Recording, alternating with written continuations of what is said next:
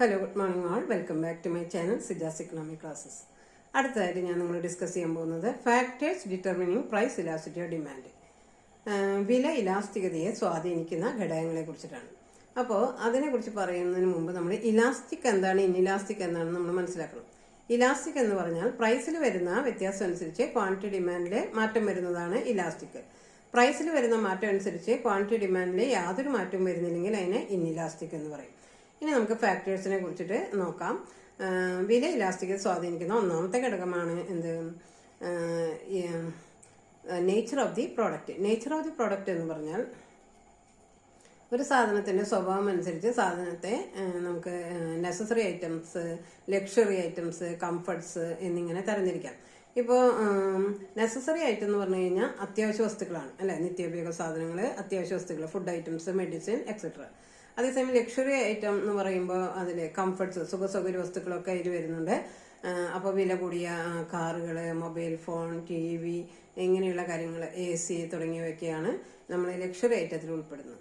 അപ്പോൾ necessary item നമുക്ക് വിലയിൽ എന്ത് വ്യത്യാസം വന്നാലും വാങ്ങുന്ന അളവിൽ കാര്യമായ വ്യത്യാസം വരില്ല. അതുകൊണ്ട് നെസസറി ഐറ്റത്തിന് എല്ലായ്പ്പോഴും ഇൻഇലാസ്റ്റിക് ഡിമാൻഡ് ആയിരിക്കും. വിലയിൽ മാറ്റം വന്നാലും ക്വാണ്ടിറ്റി ഡിമാൻഡിൽ യാതൊരു മാറ്റവും ഇല്ല എന്നർത്ഥം. അതേസമയം നമ്മൾ ലക്ഷറി ഐറ്റംസ് അത് നമുക്ക് വാങ്ങിയില്ലെങ്കിലും പിന്നീട് വാങ്ങാൻ സാധിക്കുന്ന അത്തരത്തിലുള്ള വസ്തുക്കൾ, ആ വസ്തുക്കളുടെ കാര്യത്തിൽ വിലയിൽ എന്തെങ്കിലും കുറവ് വന്നാൽ അതിന്റെ ക്വാണ്ടിറ്റി ഡിമാൻഡിൽ എന്താണ് വ്യത്യാസം വരും. ഇതിനെയാണ് നമുക്ക് പറയാൻ സാധിക്കുക. ലക്ഷറി ഐറ്റത്തിന് നമുക്ക് എന്താണെന്ന് പറയാം, കംഫർട്ട്സിനൊക്കെ എന്താണെന്ന് പറയാം, സുഖസൗകര്യ വസ്തുക്കൾക്ക് ഇലാസ്റ്റിക് ഡിമാൻഡാണ്. അപ്പോൾ നമുക്ക് എന്താണ് ഇൻഇലാസ്റ്റിക്, എന്താണ് ഇലാസ്റ്റിക് എന്ന് മനസ്സിലായാൽ ഇത് പെട്ടെന്ന് നമുക്ക് ഓർമ്മയിൽ നിൽക്കുന്നതായിരിക്കും. അടുത്തായിട്ട് നമ്മൾ പറയാൻ പോകുന്നത് അവൈലബിലിറ്റി ഓഫ് ദി സബ്സ്റ്റിറ്റ്യൂട്ട്സ്. എന്താണ് അവൈലബിലിറ്റി എന്ന് പറഞ്ഞു കഴിഞ്ഞാൽ ലഭ്യത, പ്രതിസ്ഥാപന വസ്തുക്കൾ, അവയുടെ ലഭ്യത. ഇപ്പോൾ ഒരു വസ്തുവിന് പ്രതിസ്ഥാപന വസ്തുക്കൾ ഉണ്ടെങ്കിൽ എന്ന് നമ്മൾ പറയുന്നില്ലേ, എന്താണ് ഈ പ്രതിസ്ഥാപന വസ്തു, സബ്സ്റ്റിറ്റ്യൂട്ട് എന്ന് പറയുന്നത്? ഒന്നിന് പകരം മറ്റൊന്ന് ഉപയോഗിക്കാവുന്നത്. മിക്ക വസ്തുക്കൾക്കും എന്താണ് സബ്സ്റ്റിറ്റ്യൂട്ട് ഉണ്ട്. പെർഫെക്റ്റ് സബ്സ്റ്റിറ്റ്യൂട്ട് ഇല്ലാത്ത ചിലത് മാത്രമുള്ളൂ.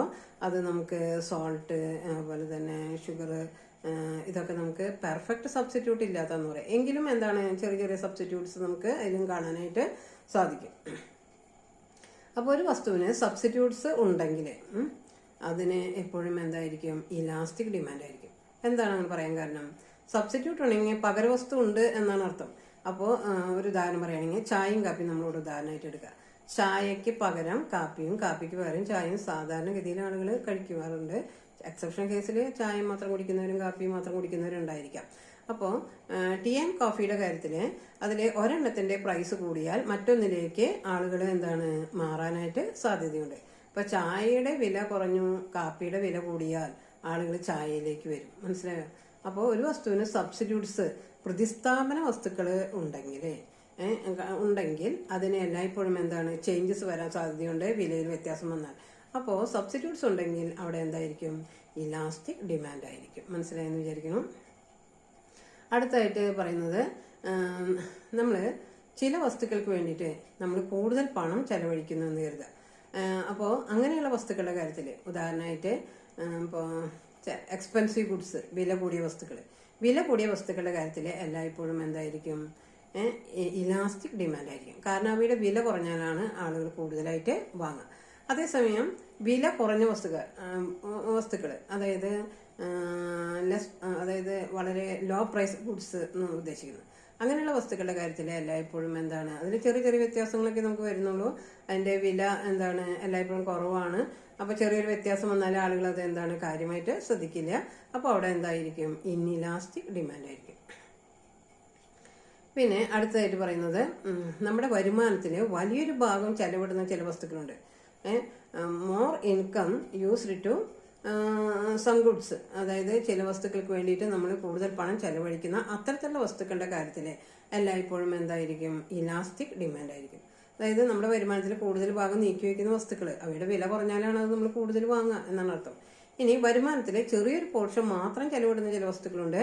അതായത് നമ്മൾ ന്യൂസ് പേപ്പർ, പിന്നെ മാച്ചസ്, സോൾട്ട് തുടങ്ങിയവയുടെയൊക്കെ കാര്യത്തിൽ എല്ലായ്പ്പോഴും ഇൻഇലാസ്റ്റിക് ഡിമാൻഡ് ആയിരിക്കും. വിലയിൽ ചെറിയൊരു വ്യത്യാസം വന്നാലും അതിന്റെ ഡിമാൻഡിനെ എന്ത് ചെയ്യില്ല, കാര്യമായിട്ട് ബാധിക്കില്ല എന്നാണ് അർത്ഥം. അടുത്തതായിട്ട് ടൈം പീരീഡ് എന്ന് പറഞ്ഞു കഴിഞ്ഞാൽ സമയദൈർഘ്യം. സമയദൈർഘ്യം എന്ന് പറഞ്ഞാൽ ഇപ്പോൾ ഒരു വസ്തു നമ്മൾ ആദ്യമായിട്ട് കണ്ടുപിടിച്ച് തുടക്കത്തിൽ അതിന് നല്ല വിലയായിരിക്കും, സബ്സ്റ്റിറ്റ്യൂട്ട്സ് ഒന്നും ഇറങ്ങിയിട്ടുണ്ടായിരിക്കില്ല. അപ്പോൾ ലോങ് പീരീഡിൽ അതിന് സബ്സ്റ്റിറ്റ്യൂട്ട്സ് ഇറങ്ങും. അപ്പോൾ ഒരു വസ്തുവിന് ഷോർട്ട് പീരീഡിൽ എല്ലായ്പ്പോഴും ഇൻഇലാസ്റ്റിക് ഡിമാൻഡ് ആയിരിക്കും, അതേസമയം ലോങ് പീരീഡിൽ അതിന് ഇലാസ്റ്റിക് ഡിമാൻഡ് ആയിരിക്കും. ഇപ്പോൾ ഒരു എക്സാമ്പിൾ പറയുകയാണെങ്കിൽ ഇൻഡക്ഷൻ കുക്കറൊക്കെ നമ്മൾ എക്സാമ്പിളായിട്ട് എടുക്കുക. അപ്പോൾ തുടക്കത്തിൽ അത് വളരെ കുറച്ച് കമ്പനിക്കാരുണ്ടായിരുന്നുള്ളൂ, അപ്പോൾ കൂടിയ വിലയായിരുന്നു. അപ്പോൾ നമുക്ക് ഇൻഇലാസ്റ്റിക് ഡിമാൻഡാണ്, വിലയിൽ എന്ത് വ്യത്യാസം വന്നാലും നമ്മളത് തന്നെ ആ വിലയ്ക്ക് വാങ്ങേണ്ടി വരും. അതേസമയം ലോങ് പീരീഡിൽ അത് എന്താണ്, പലരും സബ്സ്റ്റിറ്റ്യൂട്ട്സ് പകരം കമ്പനികൾ പലതും ഇറക്കാനായിട്ട് തുടങ്ങിയപ്പോൾ അവയുടെ വിലയിൽ എന്താണ് കുറവ് വന്നു. അപ്പോൾ അവിടെ എന്താണ്, വില ഏതിനാണോ കൂടിയത് ഏതിനാണോ കുറഞ്ഞതെന്ന് നോക്കിയിട്ട് ആളുകൾ വാങ്ങാൻ തുടങ്ങും. അപ്പോൾ അവിടെ ഒരേ വസ്തുവിന് തന്നെ ഷോർട്ട് പീരീഡിൽ ഇൻഇലാസ്റ്റിക് ഡിമാൻഡും ലോങ് പീരീഡിൽ എന്താണ് ഇലാസ്റ്റിക് ഡിമാൻഡുമായിരിക്കും. അപ്പോൾ ഇതൊക്കെയാണ് നമുക്ക് പ്രധാനപ്പെട്ട ഫാക്ടേഴ്സ് ഇലാസ്റ്റിസിറ്റി ഡിമാൻഡിനെ സ്വാധീനിക്കുന്ന മെയിൻ ആയിട്ടുള്ള ഘടകങ്ങൾ. അപ്പോൾ നമുക്ക് ഇനിയൊരു കാരണം കൂടി വിട്ടുപോയി, ഉപഭോക്താവിന്റെ വരുമാനം കൺസ്യൂമേഴ്സ് ഇൻകം. കൺസ്യൂമറിന്റെ ഇൻകം അനുസരിച്ച് ഇലാസ്റ്റിസിറ്റി ഡിമാൻഡിൽ എന്താണ് വ്യത്യാസങ്ങൾ വരാം. അപ്പോൾ കൺസ്യൂമറിന്റെ ഇൻകം ഇൻക്രീസ് ചെയ്യുമ്പോൾ ഇലാസ്റ്റിസിറ്റി ഡിമാൻഡിൽ വ്യത്യാസം വരുന്നത് നമ്മൾ